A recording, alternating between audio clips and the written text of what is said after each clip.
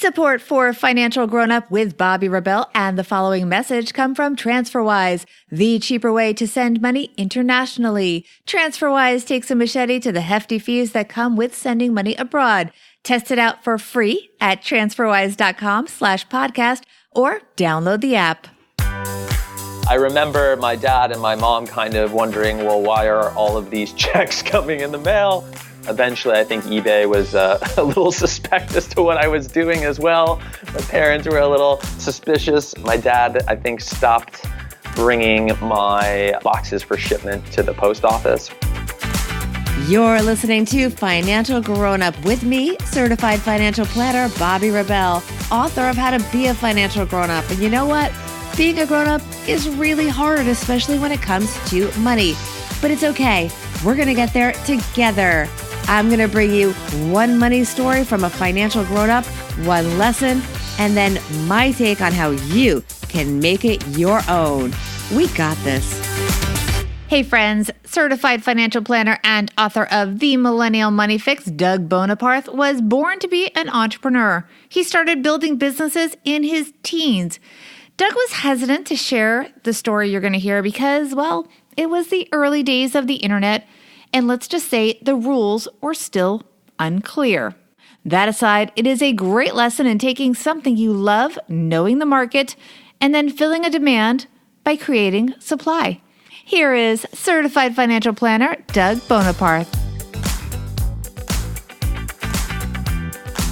Doug Boneparth, you are a financial grown-up. Welcome to the podcast. Thanks for having me. One of my favorite CFP friends. And also, by the way, congratulations on your still relatively new book, The Millennial Money Fix. We're going to talk more about that soon. But first, I want to get to your money story. It's a really good one. We've been talking about this. It's a throwback. It's a throwback to when you were 15 years old. Anime was a big thing. You learned about the markets with a little business venture. Tell us. So, self-admitted super dork here in high school. I really kind of got into Japanese animation. I thought it was awesome. And one thing that I noticed was it was becoming more and more popular in American culture. I think Cartoon Network had Toonami, and it was something I just loved. I loved all these things, video games, and of course, Japanese animation. I was really good with computers. My brother and I were both really good with computers, and I always was able to find a way to surf the internet a little bit better than others. So I said, geez, if we could find a way to get some great shows, these anime shows, and sell them, we could probably make some money. I noticed the demand in this relatively new market in the US. And I did just that. You know, I found a number of series back from like the 80s. I think CD burners were relatively new. And eBay was relatively new. So what did I have? I had a market. I had a way to distribute. I had a way to capture content. And I was in business, and the checks came in.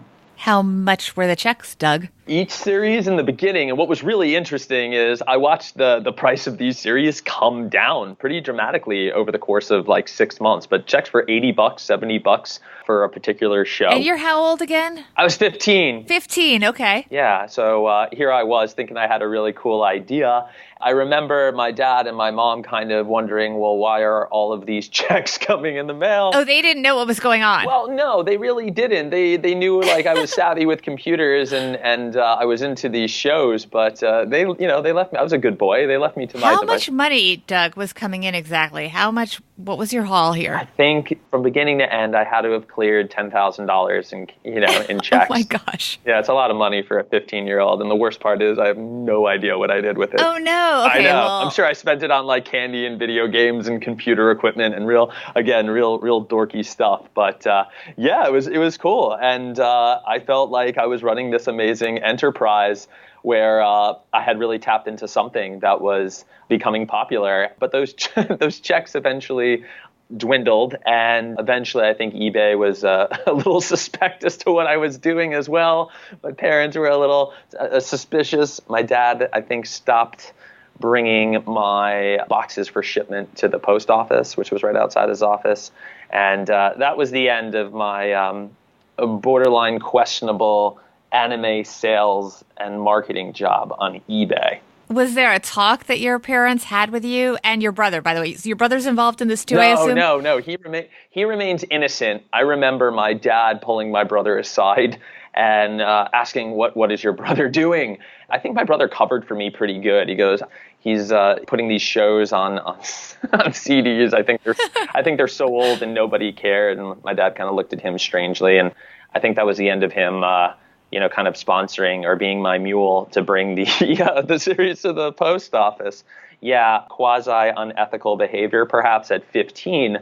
Hey, look, kids are going to get in trouble. And it's probably a good reminder to let, those who are trying to become entrepreneurs early on, make sure what you're doing is completely legit. Like the computer repair business my brother and I were running, that seemed to be probably a little bit more above board. But it was a great learning lesson. It kind of fanned the flames of the entrepreneur in me and only led to greater success down the road. It was the early days of the internet, so the rules were not clear yet, to be clear, in terms of, you were a 15-year-old kid. You certainly were not intentionally doing anything that was not above board. Yeah, no, I thought I was extremely clever. I thought it was amazing that, this could all be put together, and if I was smart enough to do it, then to the victor go the spoils.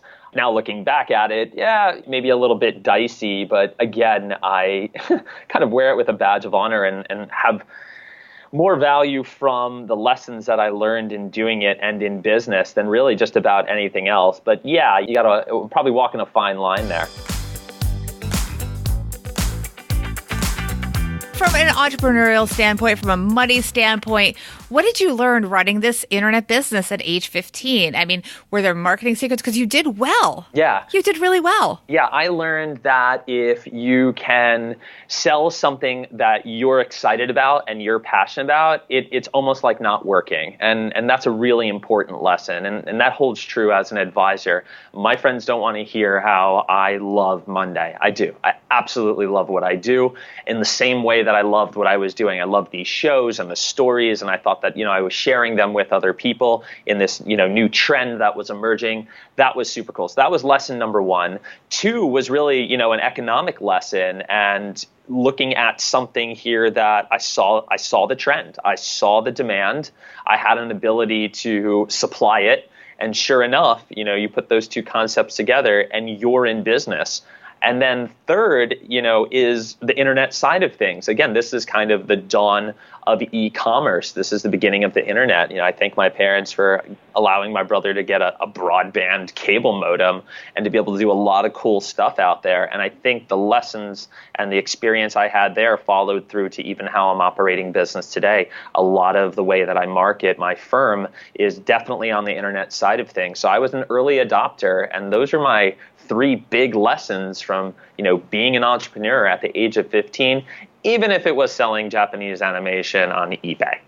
I hate to ask you this, but the $10,000, you really have no idea where it went, Doug. Because I know people want to know. Fourth lesson, become financially literate and responsible. And I only imagine, this is where, I'm haunted by what if I had bought some really cheap technology stocks back in the day or something like that. I'd be swimming in it, right? $10,000, age 15, Doug, where did it go?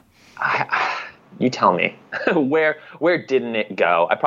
I always had a lot of fun, and I really liked video games and computer. I'll tell you where it went. It went into computers and hardware and things like that. Again, you're having me admit just how big of a nerd I was. But that's investing back in the business. No, that was to play video games and get cool graphic cards and buy video games and stuff like that. No, I was trying to help you there, Doug. No. I appreciate that, but there's really no helping me on that one. So let's talk about your money tip. This is a good one. You struggled with this, but I think it's a really good one because so many people spend so much time on their way to and from work. Hopefully they're listening to podcasts like this one while they do it. But it's important to really prioritize this time and think about it as an asset. And you have a money tip to that end. That's right. When you're thinking about commuting, I think that you should pay for the things that free up your time. So for me, that's parking across the river in Jersey City. So there is a car that can get me to my daughter or home a lot faster, and therefore I can be more productive with my time. It's paying for things like, your 4G internet for your laptop. So if I do take the train or I'm not driving, I can work and be productive. So the theme here is I usually don't hesitate to spend money on things like parking or internet. things that make me become more productive when I'm commuting. It's usually a good payoff. All right. Sounds good. Let's talk a little bit about the Millennial Money Fix. This is a great book. It's very comprehensive and yet to the point. Tell me more. So there are a lot of personal finance books out there, and I hope that the stories are what differentiate one book from another. And this is 80% of what you should have learned about in personal finance right here in like 200 pages, extremely digestible. But B, it's a first-hand perspective of what it's like for two hardworking millennials to navigate their young adult and now more mature adult lives in a way that's relatable and practical. We know what hundreds of thousands of dollars in student loan debt looks like. We know what it's like to buy a home and start a family and have kids with that burden. And we know how hard you have to work to make these things happen. So we practice what we preach, and we want to share our story. My wife, Heather, and I want to share our story with everyone so they become financially educated, empowered, and go after their great things in life. And also, of course, people look at you. You're a very successful certified financial planner. You're all over the media, so prominent, but you have the same challenges that so many people do have. That's right. If you judge a book by its cover, you might say to yourself, well, there's nothing, these two really need to worry about. They're doing really well for themselves. And, that's false. I mean, yeah, we're doing really well. You're doing well, but it's not all, roses. Yeah, exactly. Nothing's been handed to us. And our debt was something that we took on ourselves through Heather's own decisions to go to law school. You went to graduate school too? I went to graduate school too, but I willingly knew what the impact would be. She did not have that advantage. And that's actually a cool contrast that we provide in the book, what it's like to pay for an expensive education, knowing fully well what it means financially, as well as what it means to pay for that education, not being financially literate. And I think that's something a lot of young people are going through, the older millennials, and I think it's an opportunity for younger millennials and even Gen Z to use this as a cautionary tale. Know what it is that you're getting yourself into and how to find that return on your investment and set yourself up with lessons that you should be learning, but unfortunately aren't offered to you. So we're going to provide them. Well said. And where can people find you? People can find me so many places. So many places. Website, so many places. Bonafidewealth.com is the website. You can follow me on Twitter at Doug Boneparth, Facebook. Just Google Douglas Boneparth and take your pick. All right. And YouTube, especially. Check out his YouTube channel. It's awesome. Especially for young financial advisors. That's for you. Absolutely. All right, Doug, you've been such a pleasure. Thank you so much. Oh, thank you. Here's my take on Doug's teenage entrepreneurial venture. Financial grown-up tip number 1. You guys may have noticed I didn't want to let Doug off the hook about his profits. It was $10,000. He was only 15, so we are going to give him a pass. But if you are bringing in cash, you need to have a system. Any system, whatever works for you. There's a lot we don't know about what was going on with Doug's business. We don't know if there was overhead. Probably not. We don't know who was paying, for example, for his shipping costs. Probably his dad. So it was pure profit. So $10,000, he enjoyed it. He was 15. But if you want to be a financial grown-up, figure out what's going on with your cash flow and be more deliberate and more intentional. Financial grown-up tip number 2. Doug talked about spending money to make your commute and your life more productive. He focused on logistics like parking and having internet wherever he goes. And that is a great point. Spend money on productivity so you can complete more work more efficiently. For example, this is something I've come to realize. I will sometimes cut my workday short to pick up my son from school. That can be as early as 2:30 in the afternoon some days. On a personal level, that's great. But sometimes it's a mistake because it can cut hours off my workday when I could simply pay a babysitter just to pick him up and get those hours back. Then I can be focused on my son when he is home because I have completed my work. Racing to get him and then ignoring him because I have to get work done is not a win for either of us.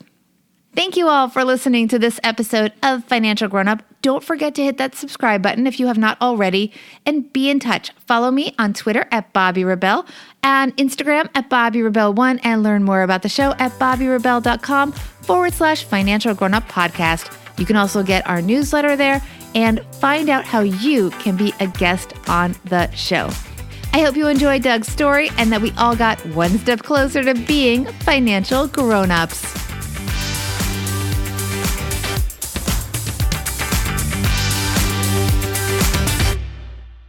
Financial Grown Up with Bobby Rebell is edited and produced by Steve Stewart and is a BRK Media production.